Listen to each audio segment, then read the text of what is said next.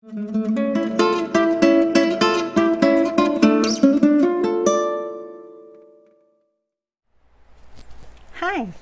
it's Becky again with a story for you. We're going to read one more Winnie the Pooh for a little while.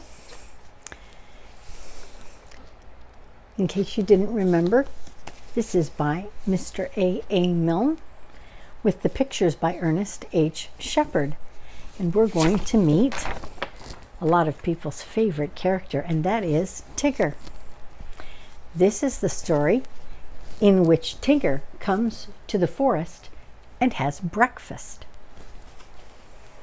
Winnie the Pooh woke up suddenly in the middle of the night and listened. Then he got out of bed and lit a candle and stumped across the room to see if anybody was trying to get into his honey cupboard, and they weren't. So he stumped back again, blew out the candle, and got into bed. Then he heard the noise again. "Isn't that you, Piglet?" said Pooh. But it wasn't. "Come in, Christopher Robin," he said. But Christopher Robin didn't. "Tell me about it tomorrow, Eeyore," said Pooh sleepily. But the noise went on. War, war, war, war. Excuse me. War, war, war, war, war, war, war, said whatever it was. Pooh found that he wasn't asleep after all. What can it be, he thought. There are lots of noises in the forest, but this is a different one. It isn't a growl, and it isn't a purr, and it isn't a bark, and it isn't the noise you make before beginning a piece of poetry. It's some kind of noise made by a strange animal. And he's making it outside my door. So I should get up and ask him not to do it. He got out of bed and opened his front door. "Hello," said Pooh, in case there was anything outside. "Hello," said whatever it was. Sorry, doing a little bit of adjusting. Oops. Okay, we're all set now. "Oh," said Pooh. "Hello, hello."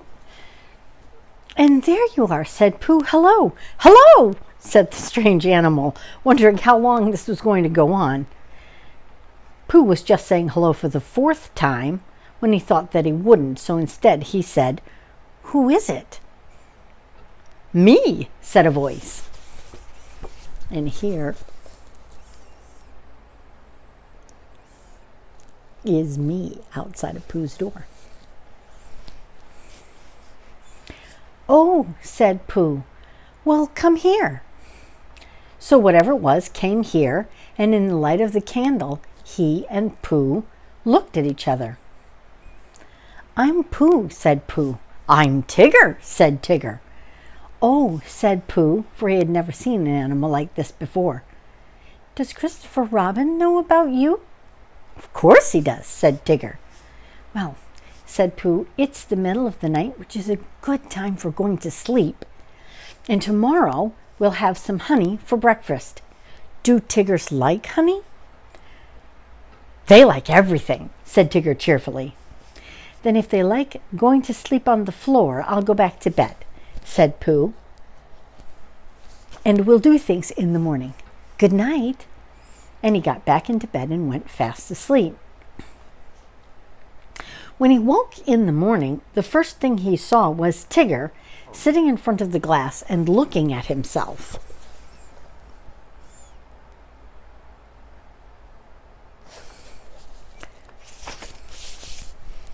"Hello," said Pooh. "Hello," said Tigger. "I found somebody just like me. I thought I was the only one of them." Pooh got out of bed and began to explain what a looking glass was, but just as he was getting to the interesting part, Tigger said, "Excuse me a moment. but there's something climbing up your table. And with a loud wah, wah, wah, wah, wah, wah, he jumped at the end of the table and pulled it to the ground, wrapped himself up in it 3 times, rolled to the other end of the room, and after a terrible struggle, got his head into the daylight and cheerfully said, "I've won." "That's my tablecloth," said Pooh, as he began to unwind Tigger. "I wondered what it was," said Tigger. "It goes on the table and you put things on it." "Then why did it try to bite me when I wasn't looking?" "I don't think it did," said Pooh. "It tried," said Tigger, "but I was too quick for it." Pooh put the cloth back on the table and put a large honey pot on the cloth, and they sat down to breakfast. And as soon as they sat down, Tigger took a large mouthful of honey, and he looked at the ceiling with his head to one side and made exploring noises with his tongue and considering noises and "what have we got here" noises. And then he said in a very decided voice, "Tiggers don't like honey." "Oh," said Pooh, and he tried to make us sound sad and regretful. "I thought they liked everything." They're eating breakfast. "Everything except honey," said Tigger. Pooh felt rather pleased about this and said that as soon as he'd finished his own breakfast, he would take Tigger round to Piglet's house and Tigger could try some of Piglet's acorns. "Thank you, Pooh," said Tigger, because acorns is really what Tiggers like best. So after breakfast, they went round to see Piglet, and Pooh explained as they went that Piglet was a very small animal who didn't like bouncing, and asked Tigger not to be too bouncy just at first. And Tigger, who had been hiding behind trees and jumping out at Pooh's shadow when it wasn't looking, said that Tiggers were only bouncy before breakfast, and that as soon as they had a few acorns, they became quiet and refined. So by and by, they knocked at the door of Piglet's house. "Hello, Pooh," said Piglet. "Hello, Piglet. This is Tigger." "Oh, is it?" said Piglet, and he edged round to the other side of the table.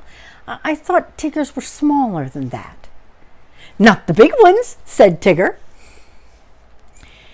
"They like acorns," said Pooh, "so that's what we've come for, because poor Tigger hasn't had any breakfast yet." Piglet pushed the bowl of acorns toward Tigger and said, "Help yourself." And then he got close to Pooh and felt much braver and said, "So you're Tigger?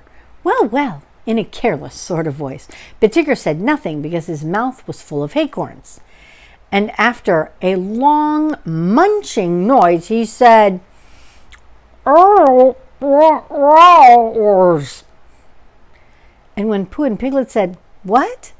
he said, "Scusi," and went outside for a moment. And when he came back, he said firmly, "Tiggers don't like acorns."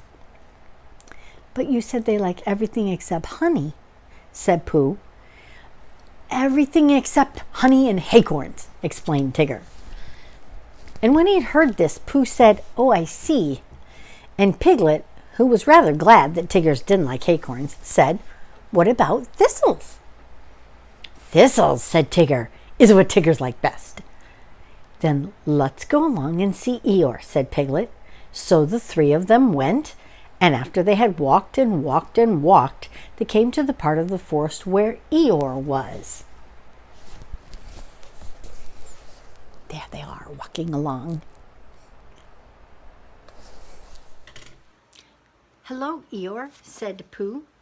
"This is Tigger." "What is?" said Eeyore. "This," said Pooh and Piglet together, and Tigger smiled the happiest smile and said nothing. Eeyore walked all around Tigger one way, and then turned and walked all around Tigger the other way. "What did you say it was?" he asked. "Tigger."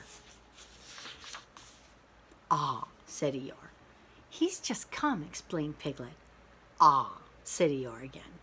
He thought for a long time and then said, "When is he going?" Pooh explained to Eeyore that Tigger was a great friend of Christopher Robin's who had come to stay in the forest, and Piglet explained to Tigger that he mustn't mind what Eeyore said because he is always gloomy, and Eeyore explained to Piglet that, on the contrary, he was feeling particularly cheerful this morning, and Tigger explained to anybody who was listening that he hadn't had any breakfast yet. "I knew there was something," said Pooh. "Tiggers always eat thistles, so that's why we came to see you, Eeyore."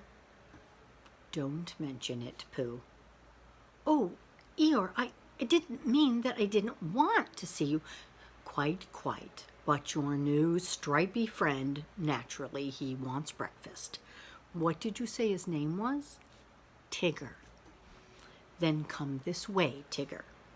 Eeyore led the way to the most thistly-looking patch of thistles he ever saw and waved a hoof at it. "A little patch I was keeping for my birthday," he said, "but after all, what are birthdays? Here today and gone tomorrow. Help yourself, Tigger." Tigger thanked him and looked a little anxiously at Pooh. "Are these really thistles?" he whispered. Pooh said yes. "What Tiggers like best?" "That's right," said Pooh. "I see," said Tigger. And he took a large mouthful and gave a large crunch. "Ow!" said Tigger. He sat down and put a mouth in his paw.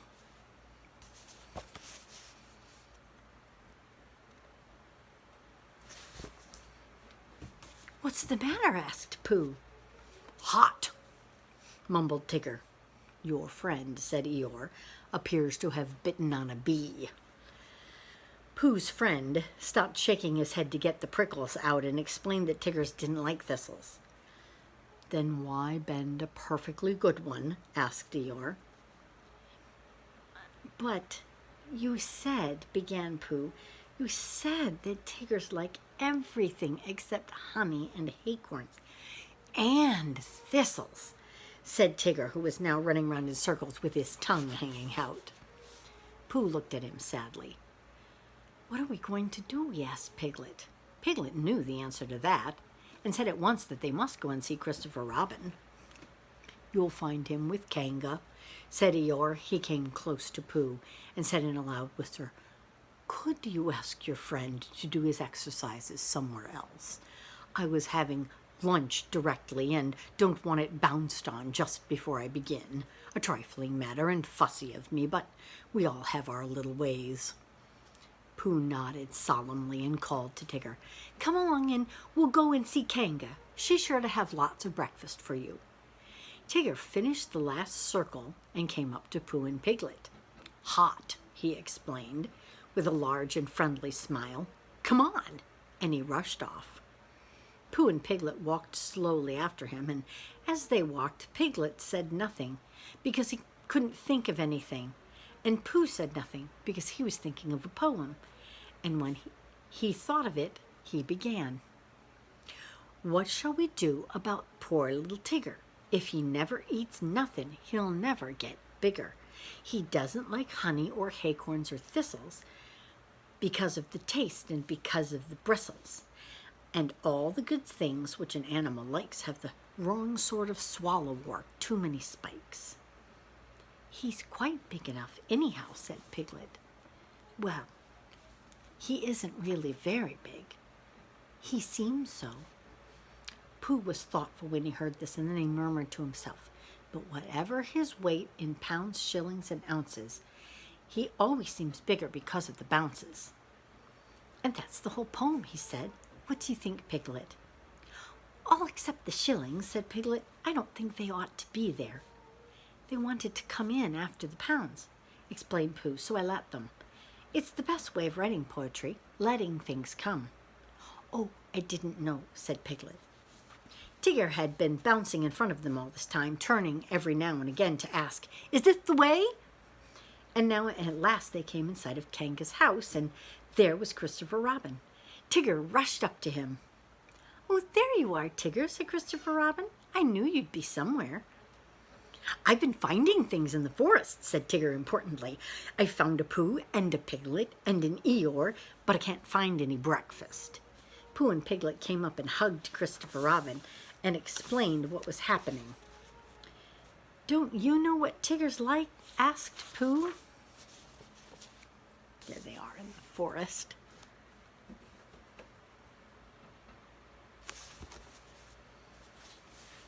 "I expect if I thought very hard I should," thought Christopher Robin, "but I thought Tigger knew." "I do," said Tigger. "Everything there is in the world except honey and acorns and what were those hot things called?" "Thistles." "Yes, and those." "Oh, well then Kanga can give you some breakfast." Baby girl. Sorry, my kitty.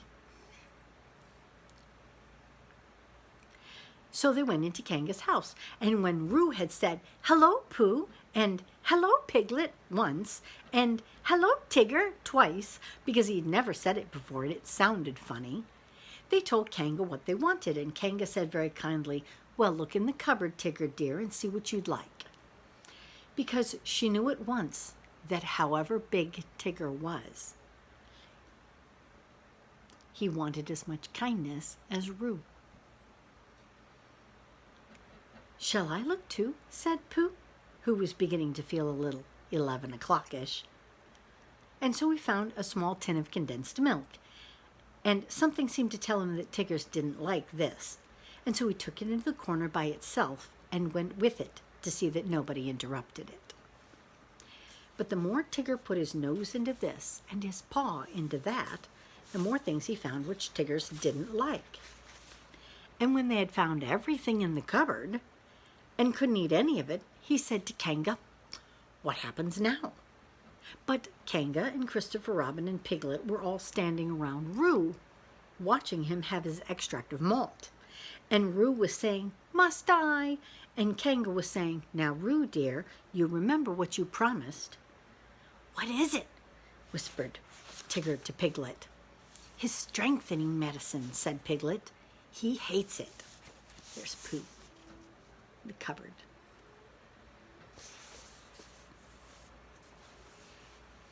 So Tigger came closer, and he leaned over the back of Roo's chair, and suddenly he put his tongue, and in one large gollop, and with a sudden jump of surprise, Kanga said, "Oh!"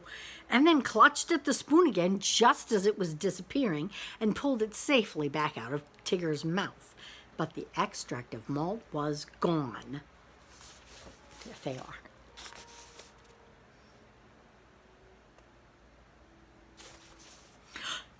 "Tigger dear," said Kanga, "he's taken my medicine, he's taken my medicine, he's taken my medicine," sang Roo happily, thinking it was a tremendous joke. Then Tigger looked up at the ceiling and closed his eyes, and his tongue went round and round his chops in case they left any outside, and a peaceful smile came over his face, and he said, "So that's what Tigger's like."